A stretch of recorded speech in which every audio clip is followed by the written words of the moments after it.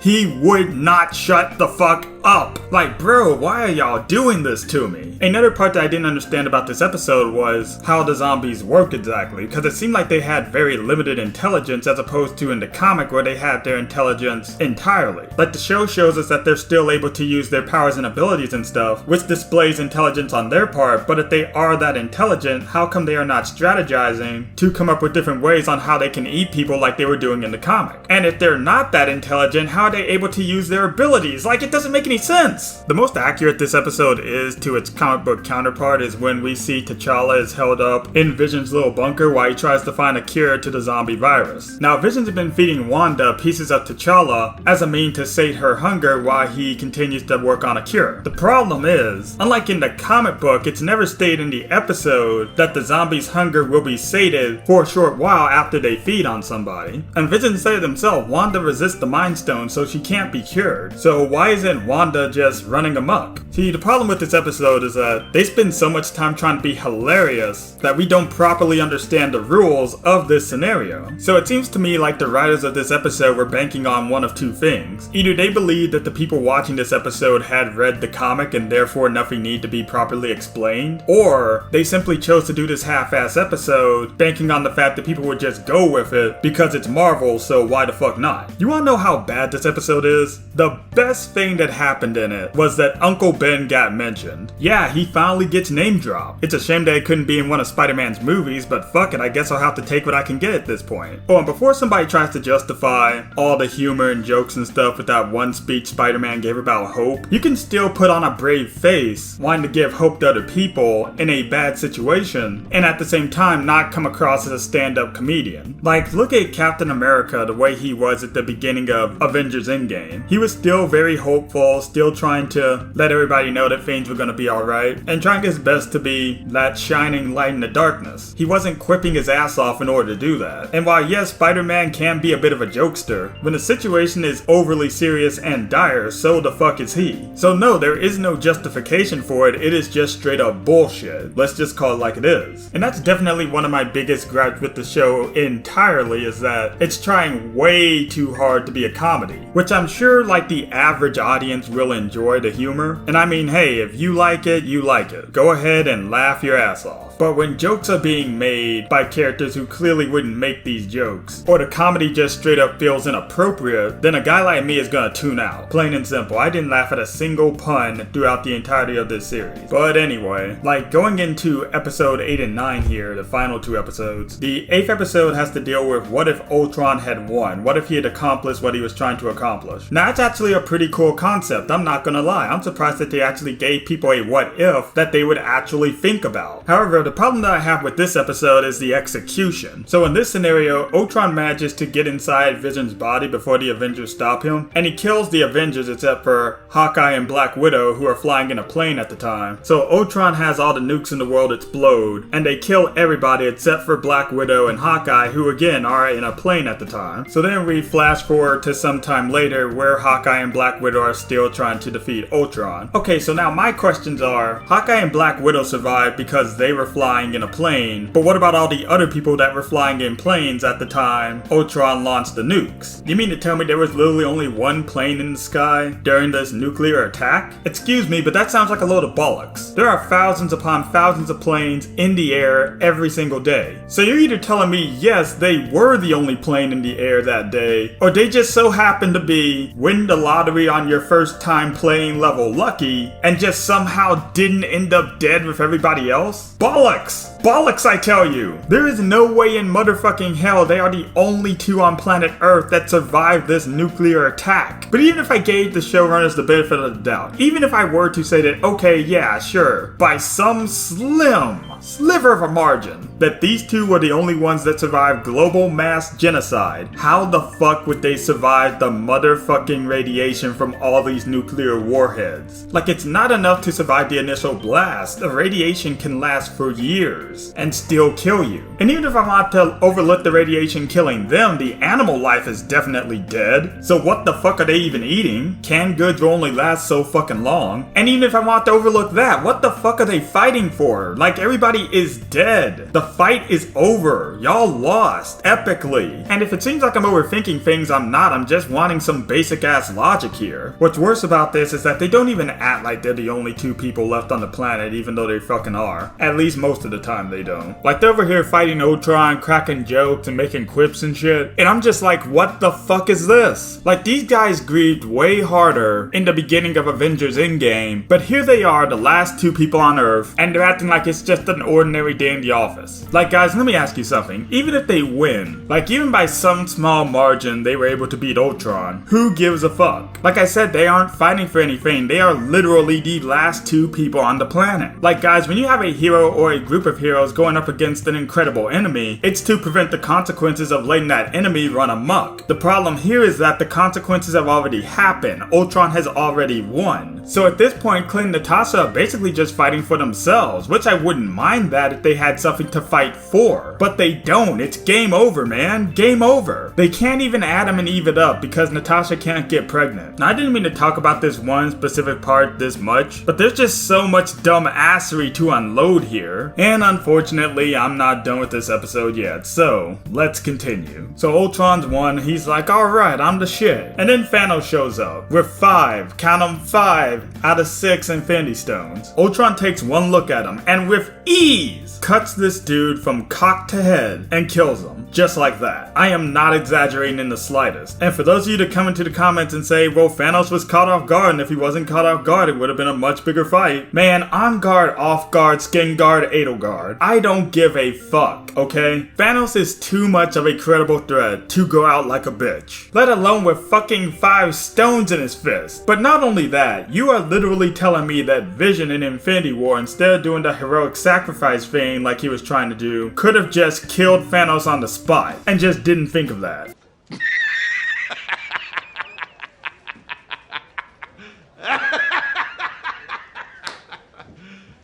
You serious? You know, at one point when I was watching this with my buddies, I wanted to turn it into a drinking game. Like, we were all gonna take a shot each time something stupid happens in this show, but we came to the conclusion that we would demolish our kidneys. And so we can't even turn this into something fun, but still, I decided to endure the bullshit for the sake of this video. So anyway, then Ultron takes the remaining Infinity Stones and fuses them to his body, and discovers that there are other worlds besides the Earth that he could be destroying, and so he decides to go out and do just that. And it's actually pretty cool watching him destroy all these planets and shit. Like, one thing I will give the What If show is that they do have cool looking action sequences. However, just because there's some nice spectacle doesn't mean that this is a quality show. I'm not gonna give it extra points for having all the style and next to none of the substance. However, I will give credit where credit is due. For example, we got to see Ultron kill Captain Marvel, which was a plus, because fuck that bitch. So if somebody wanted me to say something nice about the show, well, there you go. I hope hope you enjoyed that. But back to business. So Ultron destroys all the worlds in the universe, and he's just kind of there soaking up his victory until he becomes so omnipotent that he's able to sense the Watcher, and so he sets out to find him, and this freaks the Watcher the fuck out, because Ultron wasn't supposed to be able to do that, but he is. But the Watcher is confident that Black Widow and Hawkeye will still be able to save the day. And what is their big trump card, you might ask? Oh, it's simple. They're going to use the Armanzola algorithm to infect Ultron, thus defeating him and his army. But first they have to find the Armanzola algorithm, download it into one of Ultron's proxies, so that it can infect Ultron and the rest of his army. Now,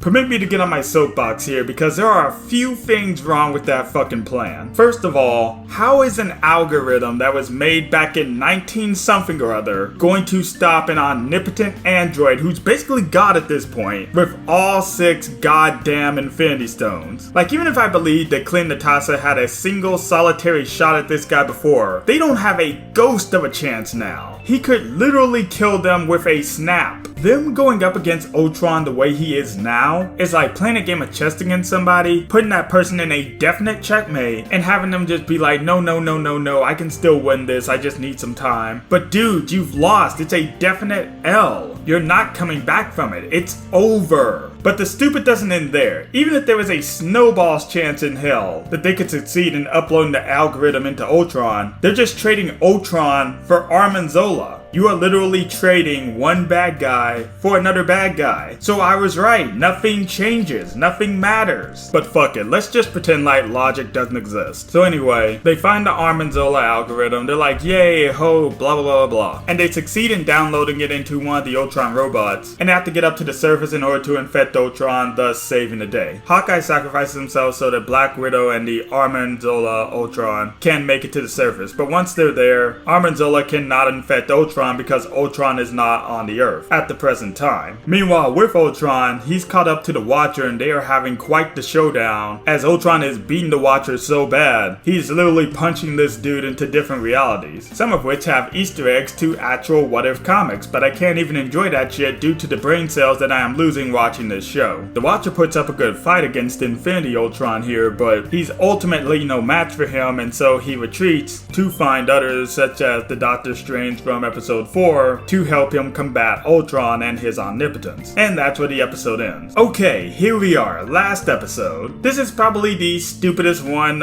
of them all, I'm not gonna lie. So the Watcher starts recruiting characters from previous What Ifs to help him take on the all-powerful Ultron. You get Doctor Strange, She-Man Carter, T'Challa from State Farm, Brat Boy 4, Black Panther Killmonger, and a variant of Gamora who had killed Thanos, who we were supposed to get a What If episode of, but it had got cut for some reason, and that's probably for the best because I don't think I could take another episode of this shit. I really don't. So anyway, they're the Guardians of the Multiverse, and they're gonna go take on Ultron with this Deus Ex Machina device called the Infinity Crusher that Gamora just so happens to have on her. Now you're probably thinking, why did the Watcher choose these 6 in particular? Why didn't he get like the original Avengers or some shit? Well, trust me, we will get to that. So the time comes for them to take on Ultron, but first, Doctor Strange gives everybody literal plot armor, so the writers have an excuse for why Ultron's attacks don't kill these guys on the spot. Anyway, then Ultron shows up, and the fight begins, and Thor is the first one to attack, and his attack does jack shit, as it should. And from there you're probably thinking Ultron's just gonna wave his hand and kill them all, and if that's the case, then you clearly haven't been paying attention to the video. Logic is completely non-existent in this show, because then they make to attack him again, Thor throws his hammer, and Doctor Strange multiplies the hammer by like a bunch. And before you can even really process it, they're manhandling Ultron with 6 Infinity Stones. This dude controls time, mind, souls, power, space, and fucking reality. And he can't kill like 6 people. Why doesn't he just snap them out of existence? Better question, what happened to that big Death Star thing that he had in the last episode that could destroy planets? Why doesn't he use that? Oh yeah, that's right, the episode would be over if he used any plausible sense. So, nonsense is gonna reign supreme. So the team successfully steal the Soul Stone from Ultron, and they teleport the hell out of there, but not before Doctor Strange opens up a portal into the zombie universe and drops all the zombies on Ultron. And the thing is, Ultron isn't necessarily getting whooped, but it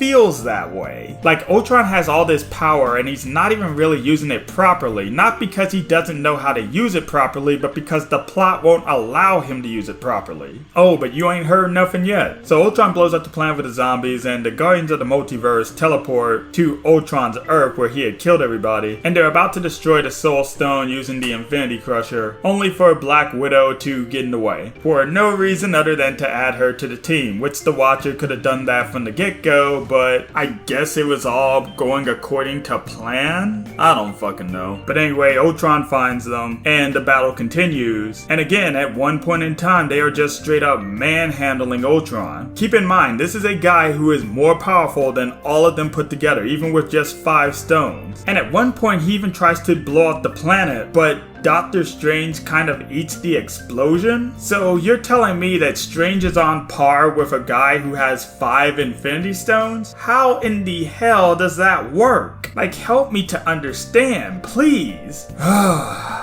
Anyway, they actually managed to pin Ultron down. Again, more powerful than all of them. They managed to pin him down. And they used the Infinity Crusher to destroy the Infinity Stones. Only the Infinity Crusher doesn't work. The reason being is because the Infinity Crusher that Gamora brought only works on her Infinity Stones from her universe. But if that's the logic we're going with, then how the fuck is Ultron's Infinity Stones still working for him just fine when he goes across universes? I mean, how can you be so consistently inconsistent with this story? I don't understand. I don't like, I'm doing the best I can to process this, but I'm literally running on my last brain cell, so moving on. That plan failed, so Natasha's going to use the Armanzilla AI that apparently she has back in the Arrow, as opposed to it being in the Ultron bot from the last episode. Speaking of which, what happened to that Ultron bot? Wasn't the plan to use him to infect Ultron with the virus? So why did you put it back in the Arrow? Oh yeah, because we had to make Natasha look all badass and shit. I forgot, silly me. But yeah, they successfully shoot Ultron with the Armanzilla arrow, and Armanzilla kills Ultron, and that's the end of him. A virus that was made decades prior to this moment defeats an android that was made by 2 of the smartest minds on the planet with some of the best technology out there. You gotta love this storytelling. It's top notch. But wait, it gets better. So after they deal with Ultron, Killmonger, who has been tinkering with an Ultron head throughout the episode, uses that head to make use of Ultron's technology and steals the Infinity Stones, proving once and for all that Killmonger was in fact a shady ass bitch. But of course! Then Armanzilla, now in Ultron's body, gets up and he's like, nah, those stones belong to me. And he tries to pull the stones back to him, only for Killmonger to pull the stones back to him, and so now they're fighting for control of the stone. And as the others are looking at this, Doctor Strange comes to the realization that they were never supposed to win, they were just supposed to separate the stones from the body. So then Doctor Strange encases Killmonger and Armanzilla in this crystallized prison where they will continue to fight for the stones, but the threat has been neutralized for the time being. And apparently the Watcher knew all of this was going to happen, which is why he chose these 6 people in particular to take on Ultron. Okay, no.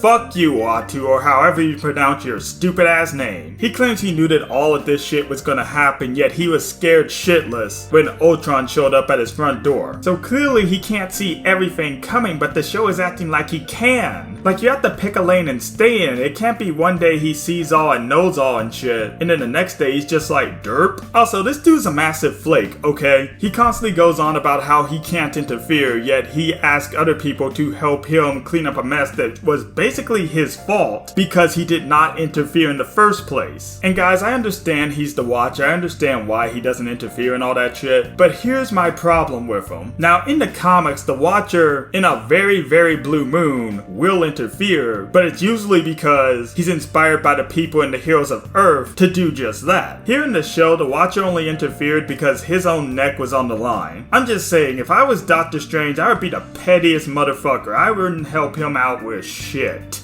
Next, Strange talks about how they were never really supposed to win, they just need to separate the stones from the body. But if the Watcher actually stepped up and helped you guys out, I'm sorry, but I see that as an absolute win. Someone as powerful as him, combined with you guys and your plot armor, both figuratively and literally, could have dominated Ultron. Now, the Watcher wasn't winning the fight against him and Ultron by any regards, but he was still throwing hands, so wouldn't a guy like that come in handy in a battle like this? Like, I'm just saying. Lastly, Strange is supposed to look over Killmonger and Armanzola fight over the Infinity Stones for presumably the rest of his life. The problem that I have with this is that Armanzola is a machine and Killmonger is a human being. So no matter how you look at it, eventually Killmonger is going to tire out and Armanzola is going to break free, and you're going to have the exact same problem you had with Ultron but with Armanzola. So what's their plan for that? I don't fucking know. But anyhow, to end talking about this episode,